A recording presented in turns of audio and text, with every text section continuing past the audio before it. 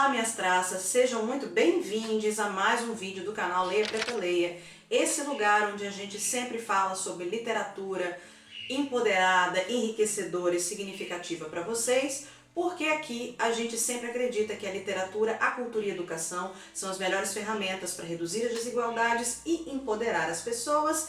E falando, de empoderamento per si, o vídeo de hoje é mais um vídeo do tipo Para Ler Mulheres 2020, é mais uma resenha, e aonde a gente vai falar de empoderamento feminino mesmo, mas também vamos falar de relacionamento abusivo, de violência doméstica, de abuso físico e de outros tipos de abusos. Então, se você tem algum problema, se você tem gatilho com esse tipo de problema, tem algum trauma, eu sugiro que você não assista esse vídeo e que não leia o livro que eu vou indicar aqui, porque esses são temas centrais do livro que eu vou indicar. Que é o livro É Assim que Acaba, da autora americana Colleen Hoover. Eu tenho uma cópia em inglês, It Ends With Us, seria Isso Acaba com a Gente, Isso Acaba Conosco. Esse livro ele foi publicado pela primeira vez em 2016 e é um dos 17 livros escritos por essa autora tão jovem, nascida em 79, e que veio publicando livros desde 2012 e é uma das maiores autoras das listas de best-seller do New York Times. Acompanhe o vídeo, aproveita já para, antes de mais nada, deixar o seu like nesse vídeo, para dar aquele joinha. Também se inscreve no canal e compartilha esse vídeo com seus amigos e famílias no WhatsApp, eu esqueço sempre de falar isso. E mais um aviso, tecla no sininho de notificação aqui para vocês sempre receberem avisos de novos vídeos.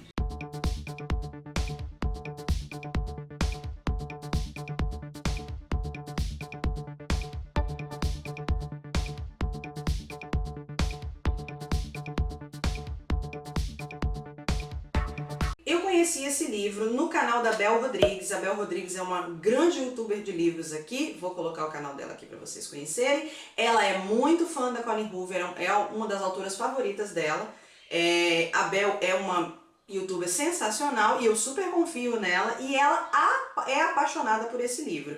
Então eu assisti a resenha do livro lá na Inglaterra e comprei esse livro, da Colleen Hoover, e fiquei um pouco desapontada de início, porque nas primeiras 70 páginas, eu tava, gente, que diabo que eu tô fazendo lendo esse livro? Porque nas primeiras 70 páginas, o livro parece aquele clássico garota branca privilegiada de classe média, padrãozinho, conhece rapaz espadaúdo, bombadão, branco, de classe média ou rico, padrãozinho também, os dois se apaixonam muito rápido, blá blá blá, e vamos ter alguns problemas aí pela frente. 70 páginas nisso. E não vou criticar a escrita da Colleen. A escrita da Colleen é maravilhosa, a narrativa dela é em primeira pessoa, é a protagonista, a mulher que narra, e é em futuro contínuo, que é um tipo de narrativa que eu detesto normalmente, que é o jeito, por exemplo, que a autora escreve, por exemplo, 50 Tons de Cinza, que é aquele presente contínuo, que a mulher fala, eu faço, eu abro a porta e não sei o quê. E eu costumo odiar esse tipo de narração, mas a dela é genial, porque ela fala e ela também fala dos pensamentos da pessoa, e ela escreve muito bem. Então foram 70 páginas lendo um livro que era bem escrito, mas a história de... eu tava assim, Jesus, mas depois eu pensei, gente, a Bel Rodrigues disse que esse livro é sensacional, então eu vou continuar lendo este livro, vou insistir. Quando foi na página 70, 80, pá, na minha cara, o livro fez assim, pá, na minha cara. Aí, minha filha, eu comecei a perceber, falei, é por isso que a Bel gostou desse livro. Porque aí o livro dá um plot twist, uma reviravolta e pananim, pananá, tananina, que você fala, valeu a pena ter gastado, sei lá, 4 capítulos do livro. Senta que lá vem história.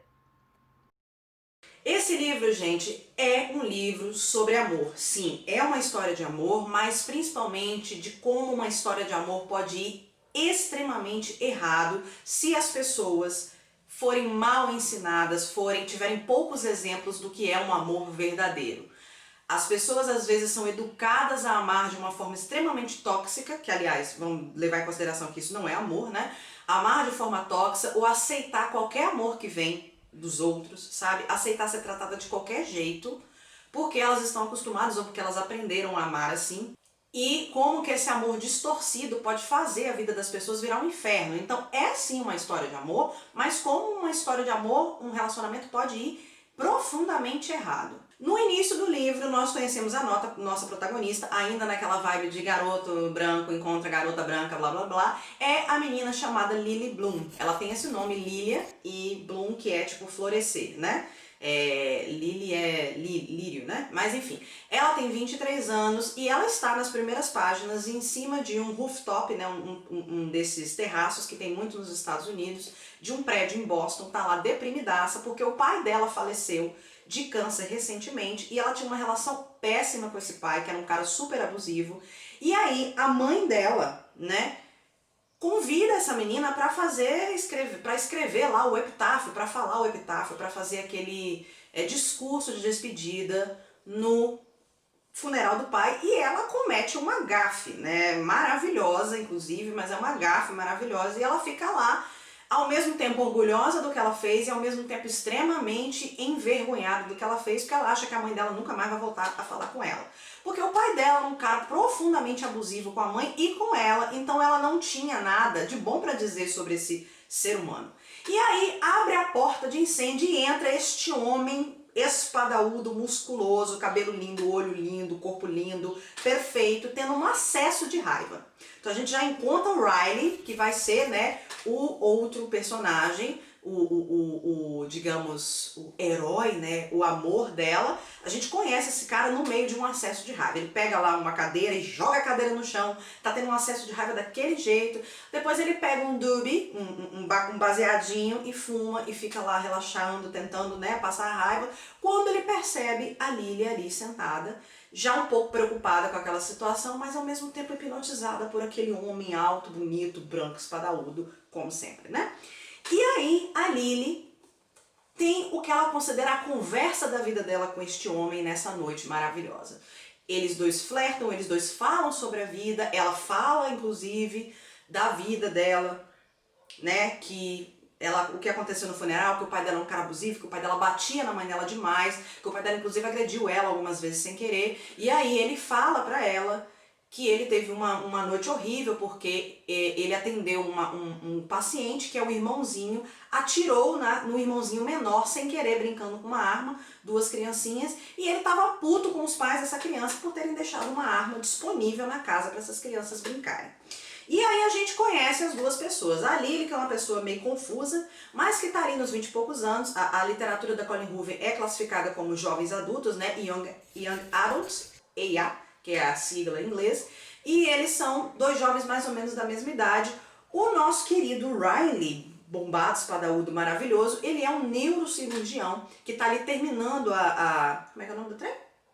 Residência dele, e ele só sonha em ter sucesso, em ser um puta de um cirurgião, ganhar dinheiro, e ele já se mostra um cara bastante egocêntrico, egoísta, um cara que só pensa nele, e ele deixa muito claro pra ela que ele gostou dela, mas que ele não gosta de se envolver com mulheres, ele não gosta de ter relacionamentos. Então ele propõe a ela um one night stand, né, aquela coisa de uma noite, um encontro casual, mas a Lily não gosta disso. Então, de repente, o encontro se acaba naquilo ali, e os dois vão embora, né, cada um para suas vidas. 6 meses depois, a Lily toma a decisão da vida dela, que é o quê? Abrir uma floricultura, porque afinal de contas ela se chama Lírio, né, lírio florescente. E aí ela queria ser muito uma florista, ela é apaixonada por jardinagem e coisas de flores ao longo da vida toda, e ela resolve pegar o dinheiro que ela recebeu de herança do pai para abrir essa floricultura. É aí que ela conhece a Alissa, que é uma mulher rica, podre de rica, que aparece na loja dela oferecendo ajuda. Porque a moça é rica, mas desocupada, e ela quer trabalhar.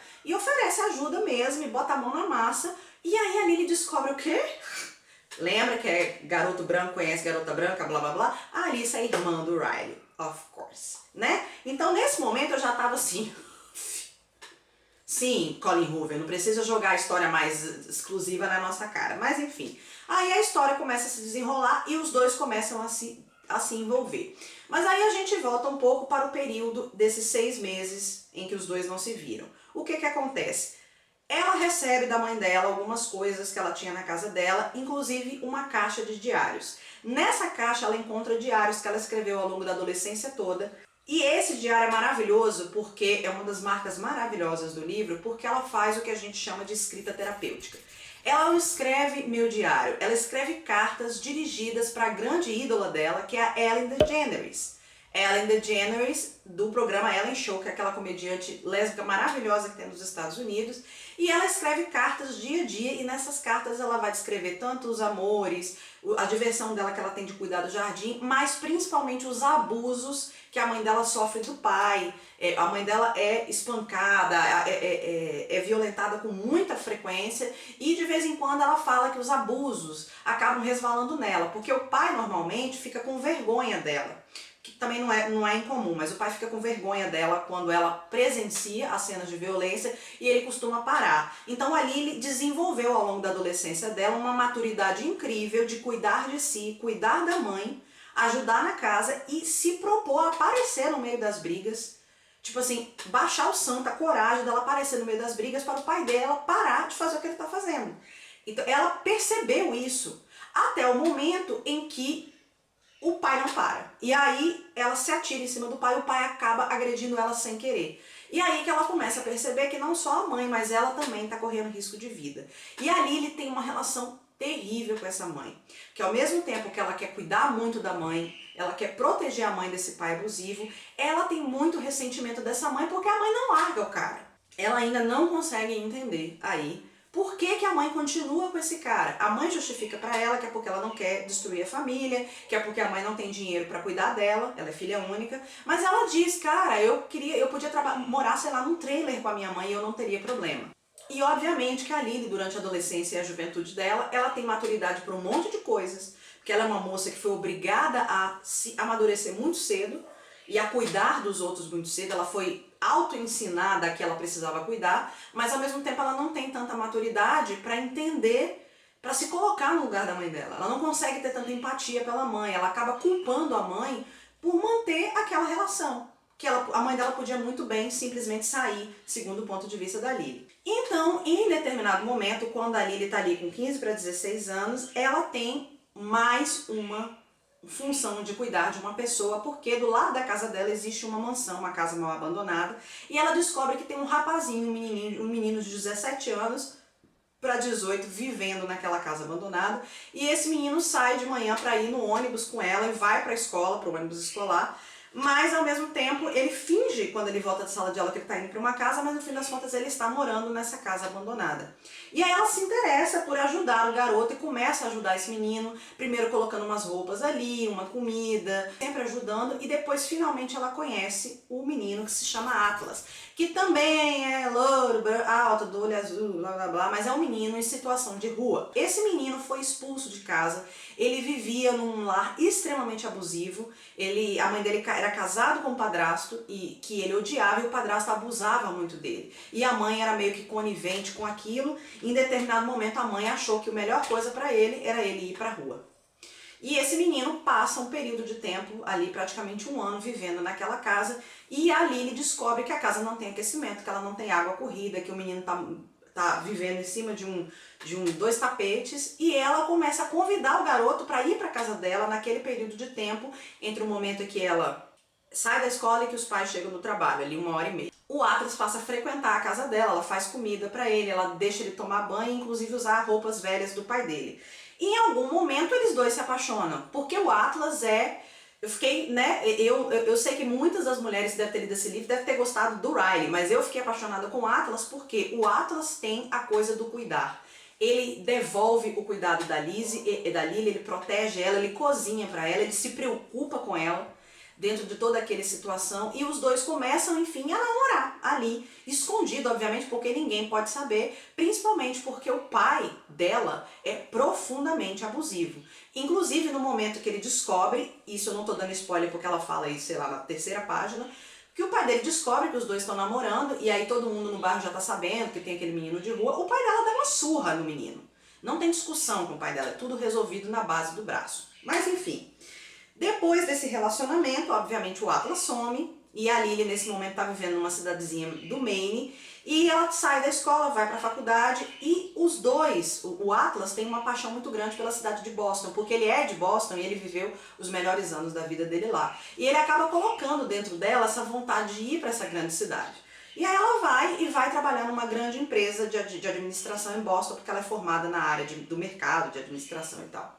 Mas aí nesse momento que o pai dela morre, ela resolve então botar o sonho dela pra frente e criar loja de flores, né? E nesse momento é que ela começa a se relacionar com o Riley.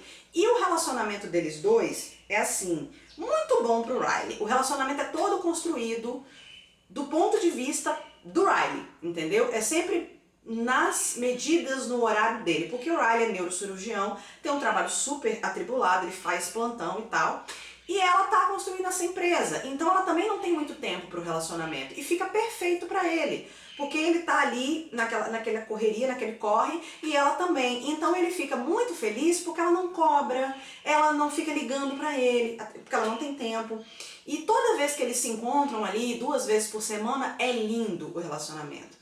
Ela faz massagem nele, ela cuida, eles se divertem, é sexo pra lá, sexo pra cá, porque a Colleen Hoover ela descreve muito bem cenas de sexo hétero. Tem esse romance com esse cara que é muito bom pra ele, porque no início ele queria só ter uma noite com ela, mas ela falou com ele, não, eu quero ter um relacionamento. E ele vai entrando nesse relacionamento de forma muito rápida e muito apaixonado por ela, muito desequilibrado até, mas o relacionamento é sempre muito bom pra ele, né? É sempre assim, a gente conversa e tal, e ele sempre fica muito surpreso, porque ele diz que a Lily enfeitiçou ele. Essa frase, gente, quem já viveu relacionamento abusivo sabe, tá? Conhece, que é bem isso, você me enfeitiçou, eu não sei o que você fez pra eu ficar tão apaixonado por você, mas em algum momento o feitiço acaba, porque essa pessoa que abusa de você, muitas vezes ela se apaixona por uma imagem que ela criou de você na sua cabeça, né? E aí, de repente, a imagem se esvai quando você começa a conviver. E aí, de repente, o feitiço se quebra, tá? Isso é outro assunto, mas vocês sabem. Quem viveu relacionamento abusivo já deve ter, inclusive, ouvido essa conversa, além daquela maravilhosa de você é diferente de todas as garotas que eu já conheci. Ninguém merece. E esse relacionamento é muito lindo, vai acontecendo muito rápido, com a ajuda da Alice e do marido dela, porque todo mundo é muito amigo. Só que aí, em algum momento, como diz a Colleen Hoover, em 15 segundos tudo muda.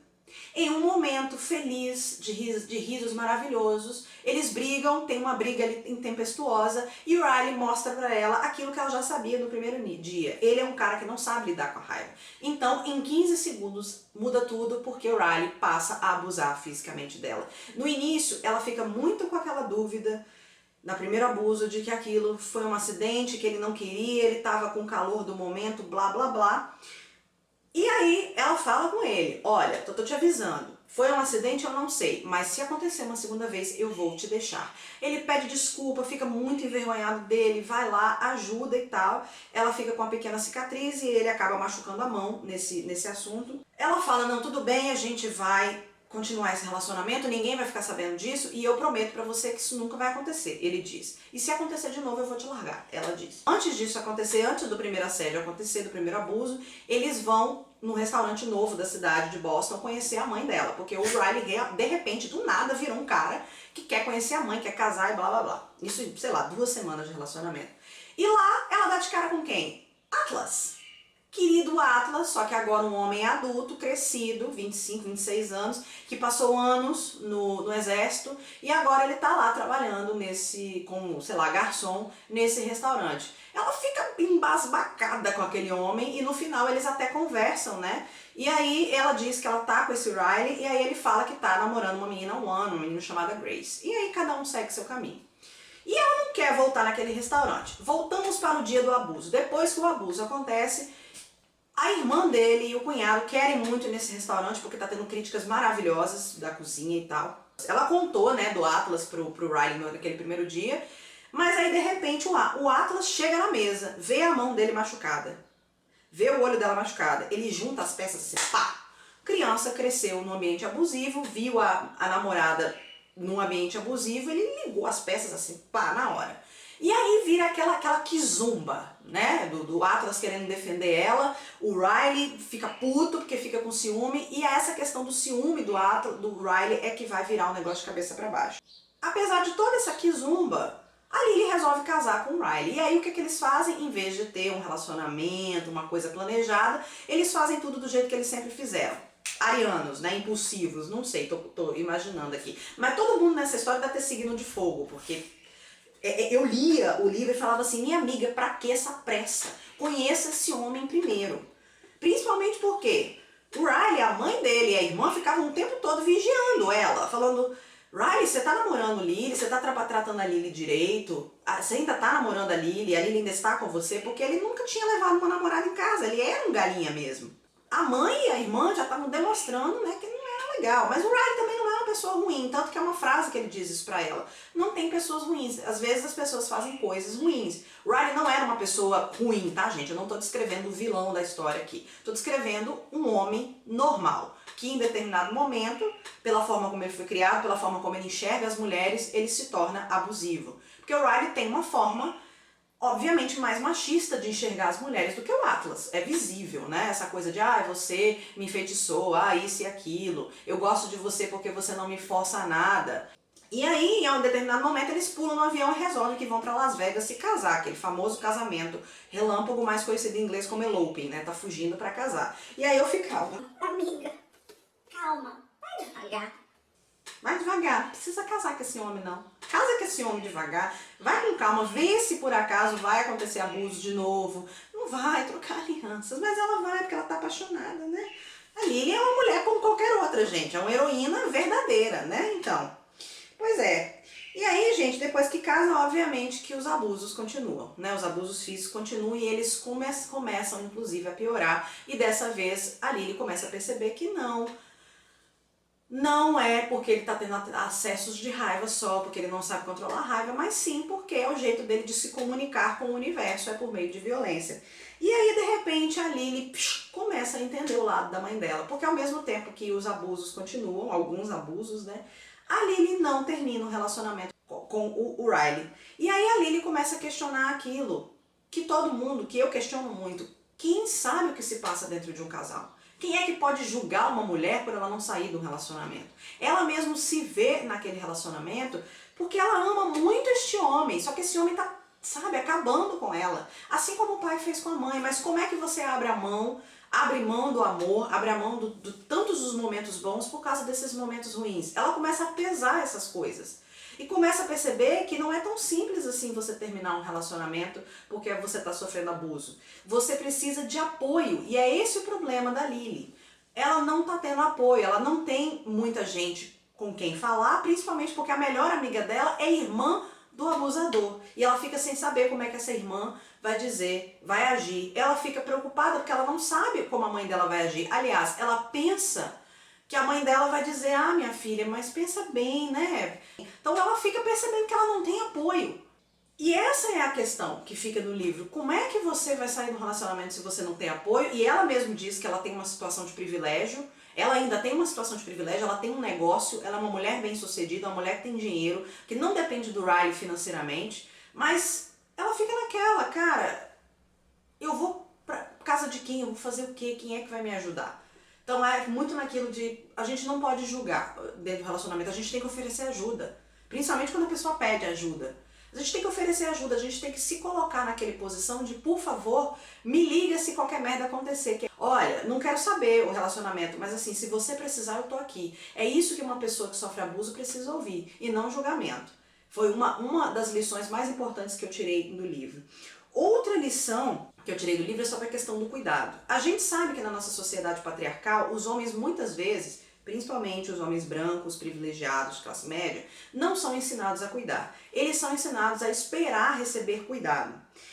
Então a gente percebe, por exemplo, a posição do Riley. O Riley tem um drama de infância, ele é um cara que tem problemas, mas ele sempre foi tratado como um bibelô, sabe? Foi tratado a pão de ló, pisando em ovos, tanto pela mãe quanto pela irmã. Tanto que a mãe e a irmã ficam preocupados com ela, né, com a Lily, se ele tá tratando a Lily bem, se ele tá namorando a Lily, mas ao mesmo tempo elas não ficam em cima dele, tipo, cara, meu amigo, se resolve, trata essa mulher direito, limpa tuas merdas, tu é adulto. Não.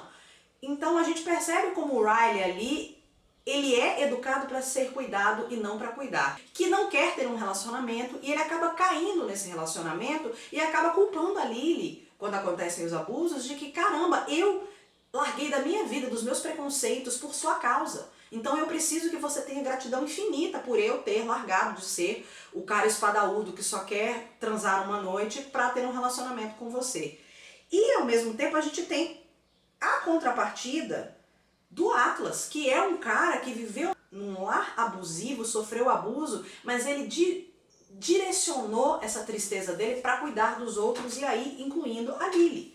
Então Atlas foi educado, se educou para cuidar. A Lily e o Atlas têm isso em comum, né? Do se educar para cuidar, de perceber que porque você está sofrendo abuso, você tem que garantir que outras pessoas não passem por isso. Por isso que quando a Lily está na adolescência, ela resolve cuidar desse menino que ela nem conhece. Porque ela sabe que é isso que é o certo a fazer, entendeu?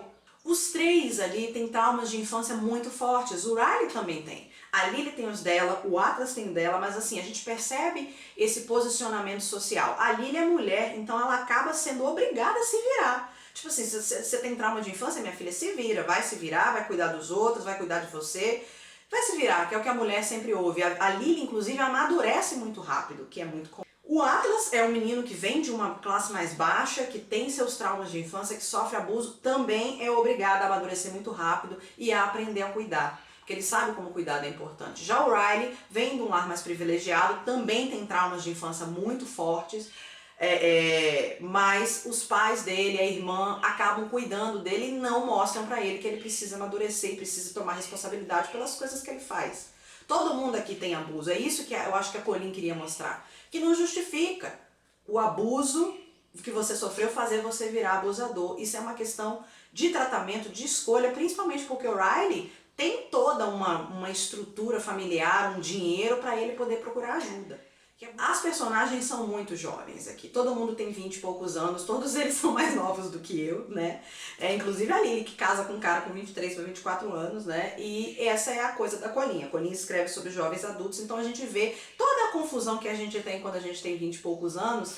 O livro, ele é mais ou menos autobiográfico, e isso a própria Colleen fala no pós-fácil do livro, que ela baseou o abuso, que a posição da Lily é muito a posição dela, porque quando ela era criança, o pai dela abusava muito da mãe dela, principalmente na primeira infância. Inclusive existem cenas do livro de abuso que são baseadas em coisas que ela sabe que a mãe dela e o pai dela viveram. Então, gente, agora eu vou falar um pouquinho sobre a Colleen. A Colleen Hoover é uma autora relativamente jovem, nasceu em dezembro de 1979 em Saltillo, no Texas, né?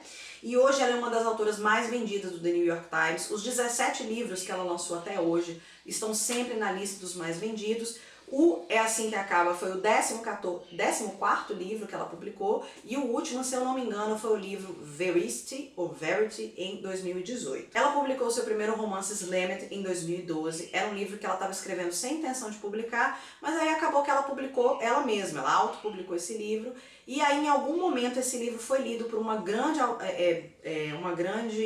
ai meu Deus, blogueira que fala sobre literatura dos Estados Unidos, eu esqueci o nome dela, acho que é Marise Black.